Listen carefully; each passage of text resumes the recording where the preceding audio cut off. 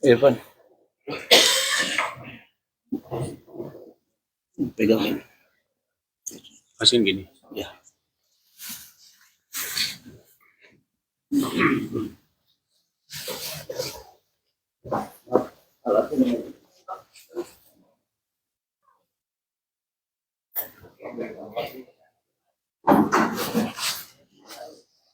Pak, ini tolong Pak.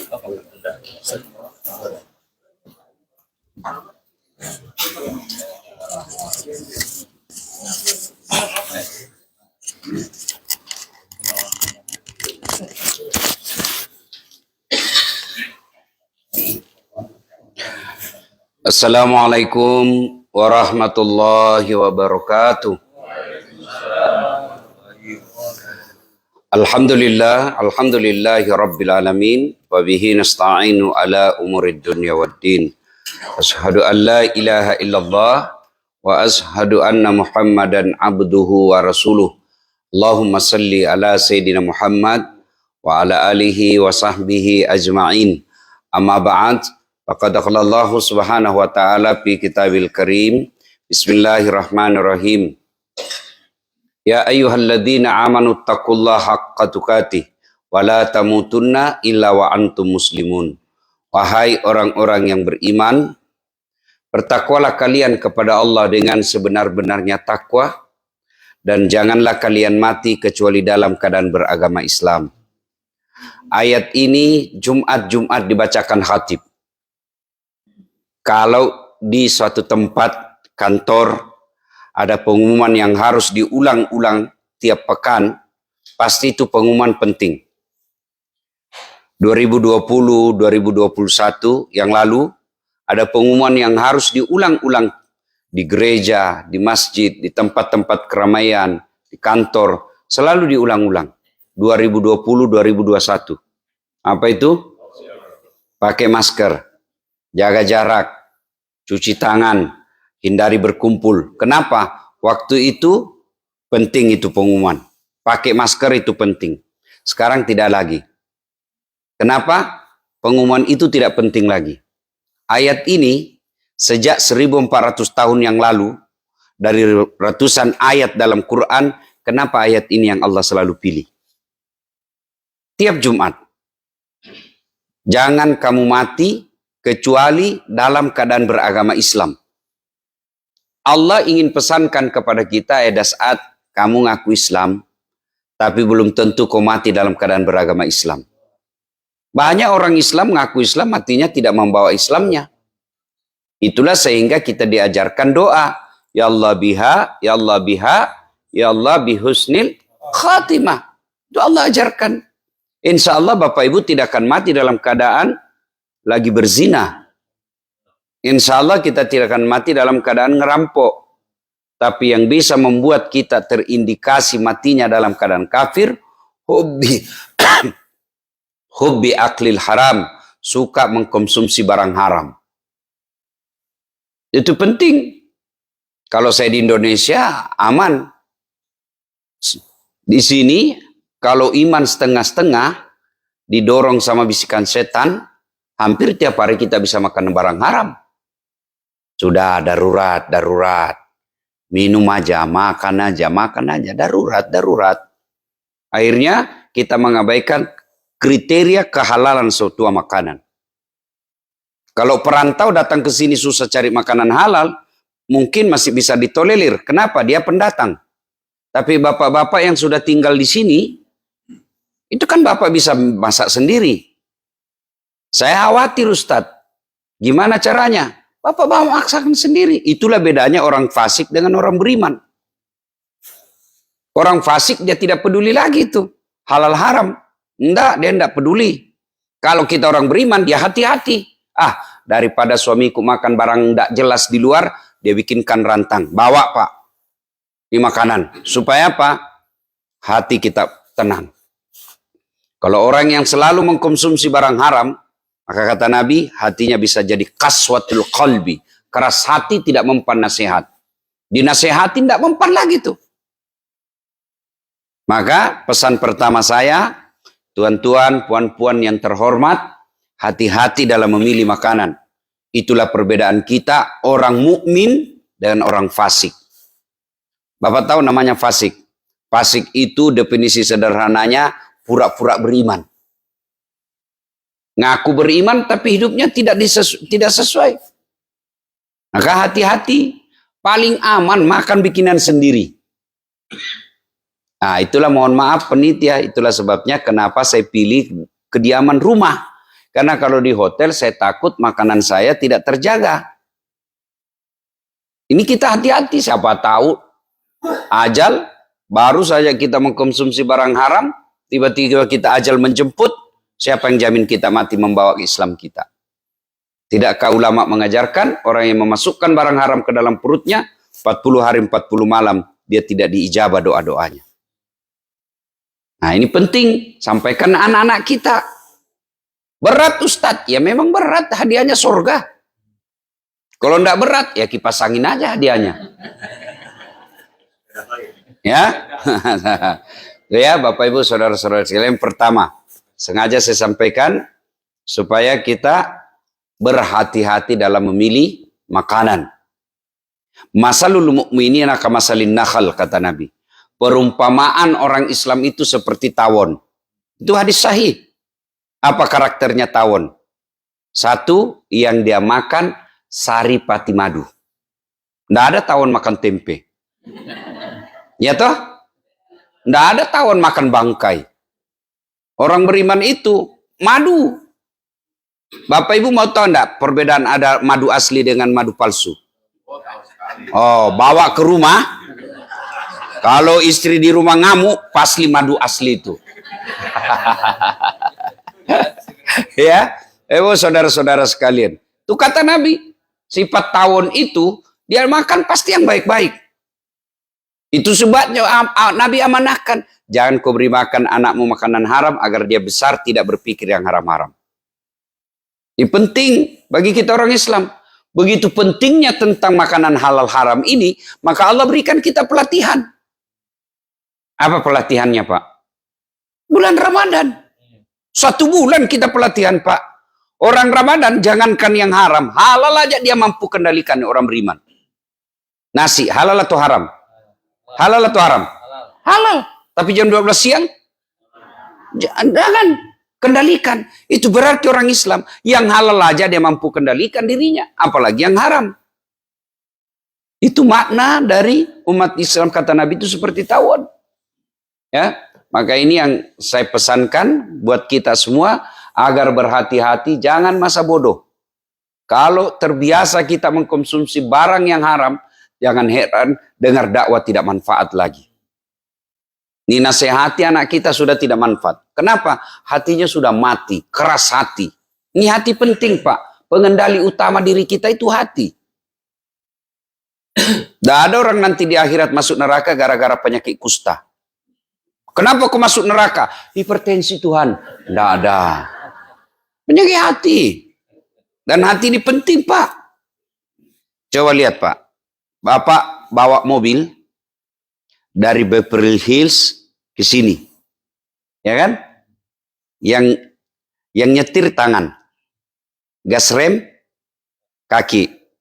Yang melihat rambu-rambu jalan mata. Yang berpikir sepanjang jalan otak. Tapi begitu ada tikungan, apa tertulis kalau di Indonesia? Hati-hati. Tidak ada tertulis otak-otak. Padahal otak kan yang berpikir. Itu berarti memang ini hati pengendali, raja dia. Jadi kalau rusak hati, tutur kata menjengkelkan, kehadiran kita tidak menyenangkan. Kenapa? Hati kita sudah rusak. Dan penyebab hati rusak itu, hobi aklil haram. Suka mengkonsumsi barang haram. Ya. Nah, ibu bapak saudara-saudara sekalian. Yang kedua yang saya sampaikan berkaitan dengan semalam yang saya kasih contoh, tutupi kejahatanmu dengan memperbanyak kebaikan. Nah, kebaikan-kebaikan itu, coba bayangkan, kalau orang masuk surga hanya sholat, berapa kali bapak sholat sehari? Paling 5 kali. Syukur-syukur kalau ada sunnahnya. Kalau orang masuk surga gara-gara puasa Ramadan, sekali aja setahun, Pak. Bapak meninggal 50 tahun, paling dia 40 kali. Kalau haji, berapa kali seumur hidup? Paling 1, ada juga yang tidak sempat. Iya kan? Syukurnya ibadah itu bukan sekedar itu saja. Ibadah itu segala kebaikan. Itulah ibadah, segala kebaikan. Nah, saya kasih contoh yang paling sederhana, yang selalu Nabi amalkan. Apa itu? Tiada hari tanpa wudhu. Salah satu penyebab kita malas ibadah kalau di negeri seperti ini, yang kita mayoritas muslim, minoritas muslim, pasti malas sholat gara-gara susah wudhu. Ya, makanya setiap keluar rumah pasti sudah ada wudhunya. Sudah ada wudhu. Bapak kan tiap hari pasti mandi. Ya kan? Ah, ya, kecuali dingin, ya biasalah 1 kali mandi untuk 2 hari. Ya. Nah, selesai mandi langsung wudhu. Bapak keluar rumah masuk waktu sholat, mau di mana aja boleh sholat. Tidak dapat masjid, tidak dapat musola, boleh. Saya waktu ke Australia, setengah mati cari. Mana tempat ibadah ini tidak dapat. Saya cari gereja. Saya sholat di samping gereja. Dia dapatlah saya orang. Dia pikir saya gila. Tidak apa-apa. Bumi ini, hamparan bumi ini ada masjid Allah, rumah-rumah bisa diibadah. Ya, maka Bapak biasakan ada wudhu. Kalau ada wudhu, insya Allah, apa kelemahan orang wudhu? Ibu-ibu dengar nih. Apa kelemahan wudhu?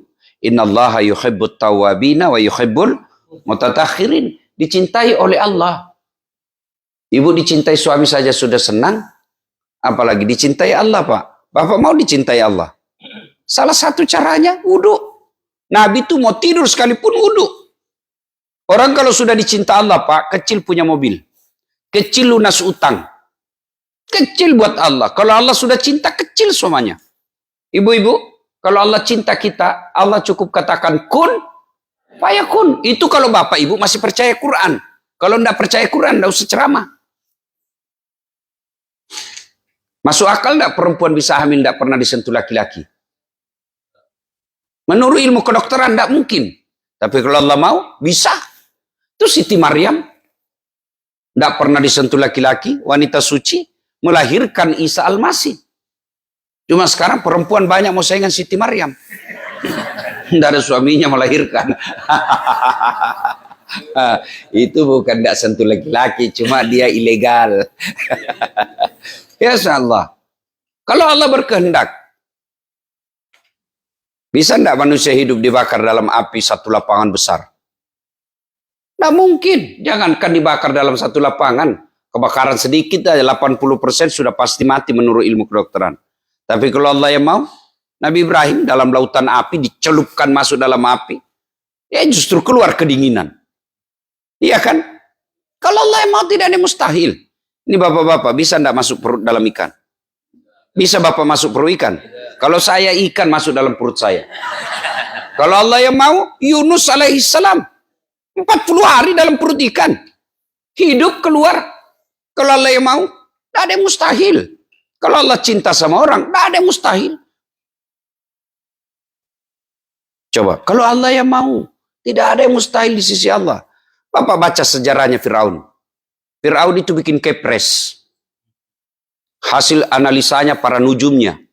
Akan lahir seorang laki-laki yang akan menghancurkan kerajaanmu. Wah, kalau begitu, bikin kepres. Tidak boleh perempuan hamil. Kalau hamil, tunggui dia sampai lahir.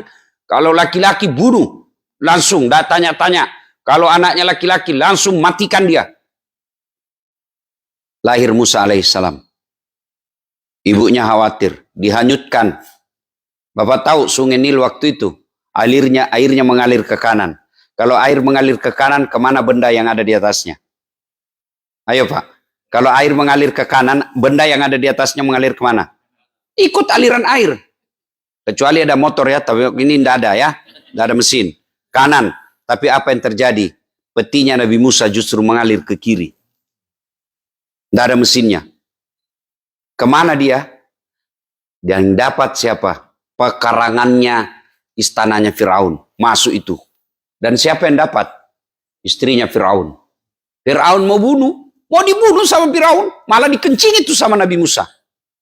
Kata istrinya, enggak. Sudah lama saya ingin memilihkan anak. Ini pasti utusan dewa. Dan di mana Musa dibesarkan? Dalam rumahnya Firaun yang ingin membunuhnya. Ibaratnya dia hidup dan dibesarkan di bawah hidungnya Firaun. Padahal dia mau membunuh Musa. Kalau Allah berkehendak, tidak ada yang mustahil. Kecil itu asam urat disembuhkan Allah. Kecil. Allah cuma minta, ayo kamu buat Allah jatuh cinta kepadamu. Kalau Allah sudah jatuh cinta kepadamu, kecil ini dunia. Kecil buat Allah, Bu, taklukkan hati suamimu yang nakal. Kecil buat Allah. Allah cuma katakan, kun fayakun. Ini kalau Bapak masih percaya Quran.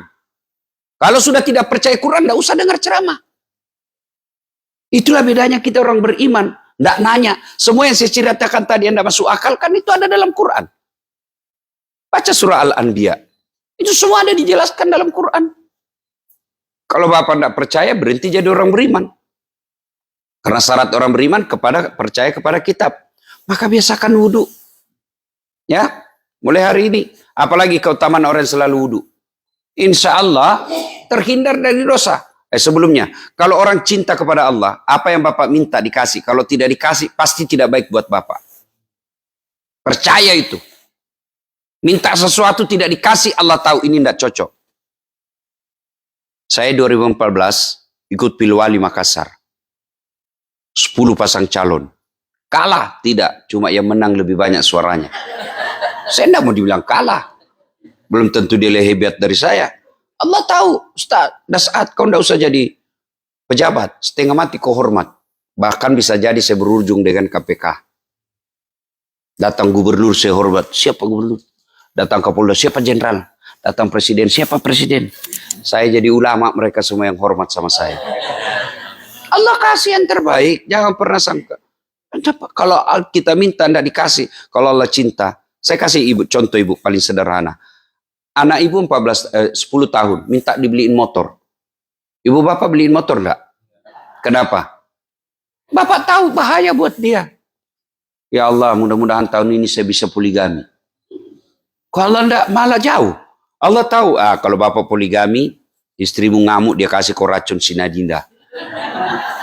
Sudahlah, ya. Yang kedua, orang yang selalu ada wudhunya, insya Allah terpelihara dari dosa dan maksiat. Kok bisa? Coba lihat, orang suami istri aja mau jabat tangan, enggak mau itu. Iya, ada wudhu saya. Ya kan? Orang yang ada wudhu. Maka biasakan ada wudhu, insya Allah terpelihara dari dosa dan maksiat. Yang kedua, oleh-oleh saya untuk memperbanyak amal, banyak-banyaklah ibu bapak, saudara-saudara sekalian, sholat duha. Siapa yang punya dunia, Pak? Siapa yang punya dunia? Ibu-ibu, siapa yang punya dunia? Yakin? Yakin? Ibu sampai ke sini urusan apa, Pak? Urusan apa? Bohong Bapak kalau bilang urusan akhirat. Pasti urusan dunia. Siapa yang punya dunia? Allah. Rezeki itu bukan soal pekerjaan, Pak. Rezeki itu bukan soal pekerjaan. Kalau pekerjaan soal rezeki, pekerjaan, mestinya semua orang yang sama pekerjaannya, sama rezeki dan kekayaannya. Tapi kan beda-beda. Sama kerjaan, sama harga, ada yang laris, ada yang bangkrut. Ya kan? Ibu, Pak, rezeki kita bagi orang Islam, sholat duha, baca surah Al-Waqiah, silaturahmi, sedekah. Itu kunci datangnya rezeki. Sholat duha. Ibu, kalau mau bantu suami cari nafkah, tidak usah keluyuran. Istri yang soleha, suaminya pergi cari nafkah, dia tinggal sholat duha di rumahnya. Selesai sholat duha, berdoa. Ya Allah, Engkau yang menitip. Ya Allah, Engkau yang bagi rezeki suami saya. Jika rezekinya masih jauh, dekatkan. Jika masih di atas langit, turunkan. Itu kan doanya sholat duha. Itu kan memaksa itu, Pak. Kalau di atas langit, kasih turun. Kita paksa Tuhan. Kalau dalam tanah, munculkan. Kalau masih jauh, dekatkan. Kalau masih sedikit, cukupkan. Paling baiknya Allah berkahkan. Itu kan doa maksa itu. Itu diajarkan oleh Nabi itu doa. Nah, sudah itu. Ibu sholat duha 2 rakaat. Sudah 2 rakaat minta tolong kepada Allah. Sudah itu ke WhatsApp suamimu. Bang, jangan galau kau cari nafkah. Baru saja saya dukung. Dukung apa sayang? Saya doakan kau dalam sholat duhaku. Salam sayang selalu dari istrimu di rumah. Bapak pernah dapat WhatsApp begitu? Paling jangan lupa singgah beli daging. Allah kirim. Saya itu istri saya, Bu. Masya Allah. Kita pergi masuk WhatsApp, sekian hafalannya cek, baru saya sholat duha. Kalau saya mau pergi kerja, Pak, biar jam 1 dini hari, jam 4 dini hari. Begitu saya bangun, oh dia sudah bawa itu ranselku. Dan selama saya suami istri, hampir sudah 11 tahun, rasa-rasanya dihitung jari dia terlambat bangun. Pasti jam 4 sudah bangun sholat tahajud. Malah saya biasa malu karena dia bukan ustazah, tapi sholat tahajudnya lebih lancar dari saya. Sudah dia bawa. Kalau saya mau pergi, Pak, dicium dulu tangan saya. Sudah itu dicium lagi jidatku. Sudah itu mataku lagi sebelah kanan. Sudah mata kiri lagi. Ini agak lama, Ibu. Istri saya, Pak, biasa saya malu-malu sama sopir saya. Cep-cep. Karena orang Bugis itu kan tidak romantis, Pak. Orang Bugis itu tidak romantis. Tidak ada orang Bugis romantis. Maka dalam budaya tutur Bugis tidak ada pantun. Yang ada pantun itu Betawi, Melayu, ya, Padang. Nah, tidak ada. Kalau Bugis tidak ada pantun. Kalau orang Padang atau orang Betawi mau melamar kan dia berpantun. Aku melihat ada burung, ada bunga di taman. Bunga itu sudah siap untuk dipanen. Kalau orang Bugis enggak, dia bilang, sudah besar anakmu ya. Nah, saya kasih menikah dengan anak saya. Itu orang Bugis, Pak. Enggak ada. Maka saya termasuk orang agak susah romantis kepada istri saya. Tapi jangan salah, di mana romantisnya orang Bugis? Dari perlakuannya. Tidak ada laki-laki Bugis yang lebih dulu haji daripada istrinya. Kalau dia hanya mampu satu, istrinya dulu dia kasih haji. Atau dia kasih umroh. Dibikinkan dulu rumah, biar dia menderita, yang penting ada rumahnya untuk istrinya. Nah, ibu bapak, saudara-saudara sekalian, kembali yang tadi ya. Biasakan sholat duha. Ya, saya biasa pikir-pikir, oh ini rahasianya. Saya itu biasa bilang sama adik-adik saya itu minta kepada Allah 5, tapi Allah kasih saya 5.000. Itu mungkin salah satu sebabnya, dari saya SMP sudah rajin sholat duha. Bunyi bel, orang pergi ke kantin, saya ke musola. Saya sholat duha, dan berdoa tidak harus bahasa Arab. Ya Allah, saya terima takdirku orang kampung dan miskin orang tua saya. Tapi jangan pula kau miskinkan ilmuku. Jadikan saya sebagai pusat ilmu pengetahuan. Ya Allah, gampangkan, mudahkan saya berpikir, mudahkan saya menerima pengetahuan. Supaya saya bisa membahagiakan orang tua saya. Selesai sholat duha, 2 rakaat. Barulah saya ke kantin kalau ada orang kaya. Kalau ada uang. Kalau tidak ada uang, cari anak kara yang randongo. Anak-anak orang kaya, ada prayer dasar, ada. Kerjakan dulu ya, bisa, tapi belikan saya kue bos. Alhamdulillah, dulu kalau dibilang orang, sok alim, kampungan, sholat aja kerjanya. Saya bilang, enggak apa-apa, daripada kau tidak ada kampungmu. Ya kan? Sholat duha. Bu, Allah yang punya ini dunia, maka sholat duha. Saya tidak tahu caranya, sama sholat sunnah yang lain. Bedanya cuma beda niat. Kalau tahajud, niatnya tahajud. Sholat duha, niatnya duha. Sholli sunatal duha, rakataini lillahi ta'ala, Allahu Akbar. Nggak tahu bahasa Arabnya, bahasa Indonesia.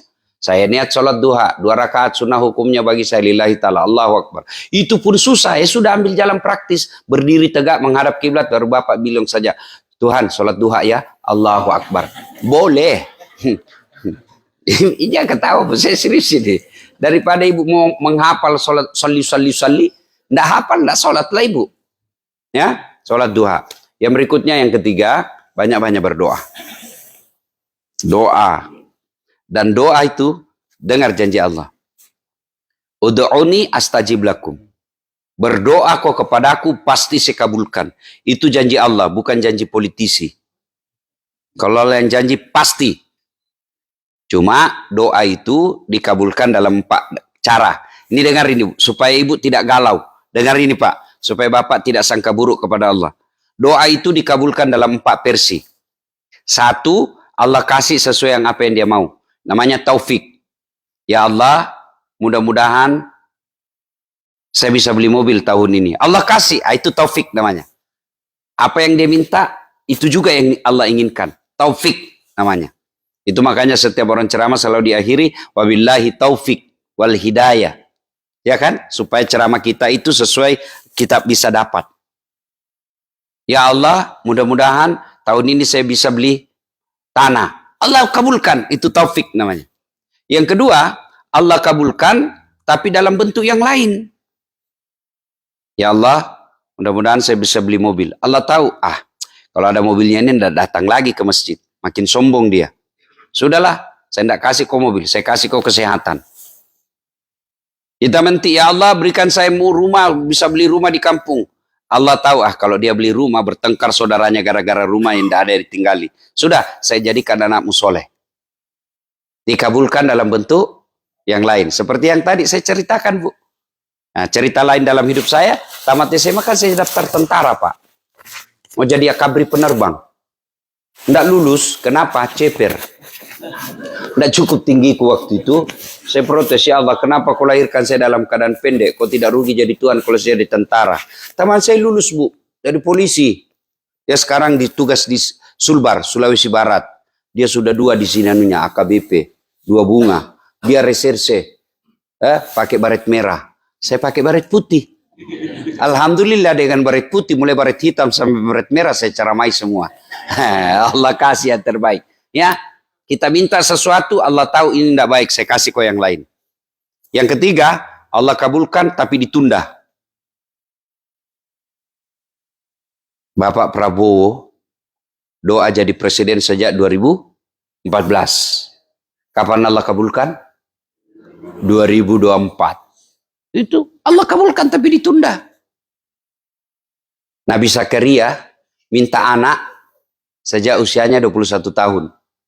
Berapa Pak? 21 tahun. Kapan Allah kabulkan Ibu? 90 tahun. 21 ke 90 berapa tahun itu? 69 tahun. Itu Nabi Pak. Tidak pernah bohong. Makanannya pasti halal. 69 tahun baru dikabulkan. Sampai Nabi Zakaria sudah tidak percaya waktu itu. Gimana saya mau punya anak? Saya sudah tua, istri saya sudah tua. Allah katakan, kalau saya berkehendak jadi. Itu Nabi Zakaria 21 ke 90 baru Allah kabulkan. Bapak minta berdoa pagi mau dikabulkan malam. Padahal bapak tukang tipu. Istri aja ditipu. Memangnya ada orang dalam. Allah karim. Allah tunda.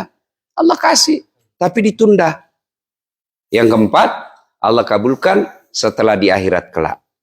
Nah, ibu bapak, saudara-saudara sekalian, inilah tausiah kita. Mudah-mudahan ada manfaat. Coba bayangkan kalau tiap hari bapak ibu minimal subuh deh sholat jamaah seperti ini. Kalau kerja ya apa boleh buat, minimal Sabtu Ahad. Alhamdulillah dapat gaji 100 juta rupiah per bulan, masuk lagi surga. Cuma saya pesankan Pak, kalau bapak ada rezeki, buatlah rumah ibadah.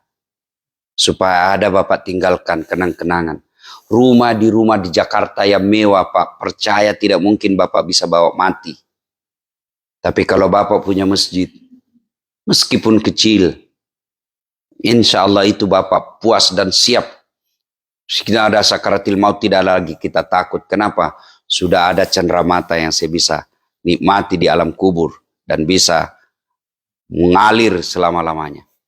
Kasihan kalau bapak mampu beli mobil harga 1 miliar. Masjid bapak tidak bisa bikin. Minimal Pak, minimal gotong royong. Bapak merantau ada sini 3 orang sama-sama orang dari Makassar. Ayo kita cari tanah, bikin masjid. Kita bertiga bikin masjid.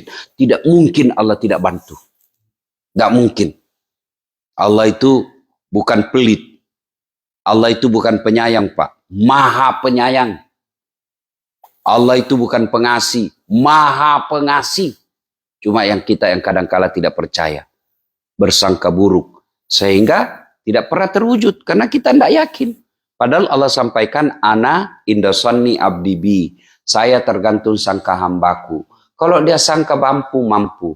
Maka ibu-ibu yang banyak tabungannya ibu. Daripada dipakai nanti dikawin lagi suami. Mending ibu bersekutu bikin masjid. Jual itu emas berlian. Kita bikin masjid. Dan enaknya kalau bapak pulang kampung sebagai orang-orang yang hidup di Amerika. Biar bapak pakai barang palsu juga orang bilang asli.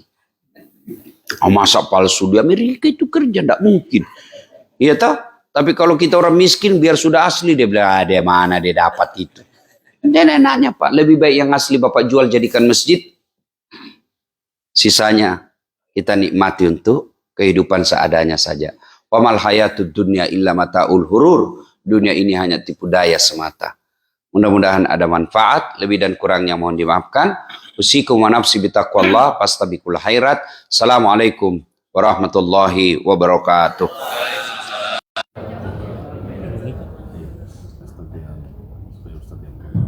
Assalamualaikum warahmatullahi wabarakatuh. Ingatkan besok subuh kita berubah. Subuh besok 5.15. 5.15 besok subuh dan sore kita mulai 4.30. Sekian, assalamualaikum warahmatullahi wabarakatuh.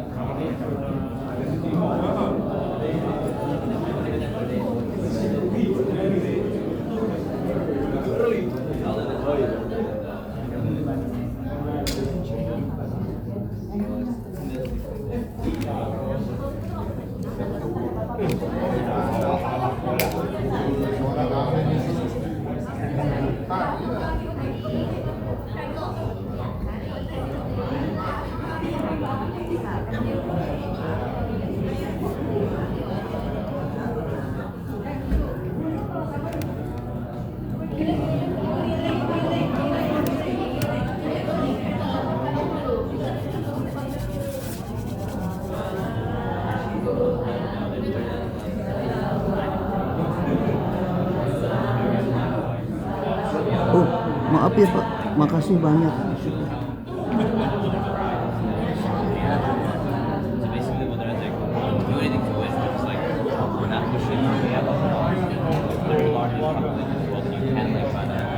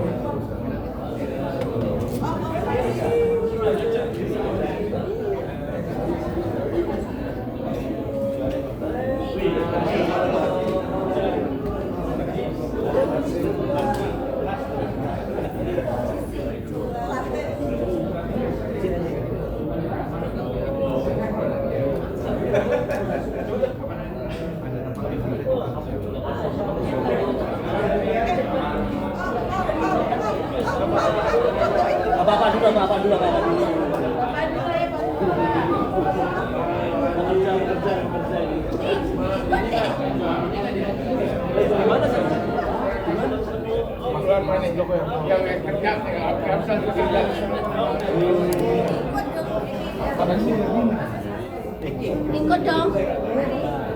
Ikut bareng-bareng aja, bareng-bareng aja.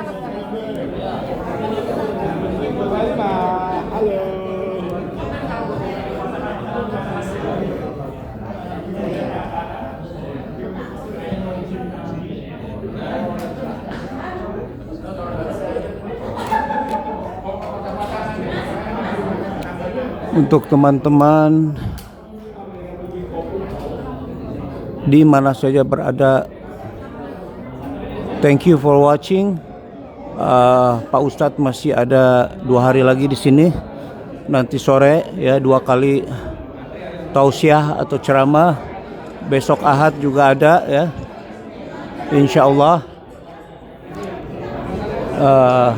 Salam dari Los Angeles, Masjid At-Thohir ya, California, Koreatown, Amerika Serikat ya. Alhamdulillah banyak juga yang bukan muslim yang menonton ya. Terima kasih untuk saudara-saudaraku semua ya.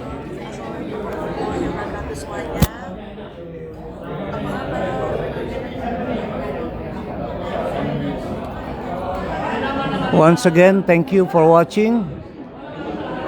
Untuk keluarga Bapak Ustadz dan di Makassar dan teman-teman semua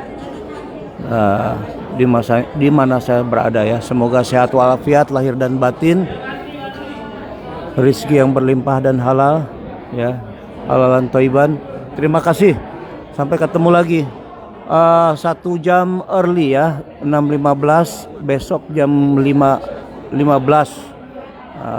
waktu berubah, maju 1 jam. Jazakumullah khairan. Wassalamualaikum warahmatullahi wabarakatuh.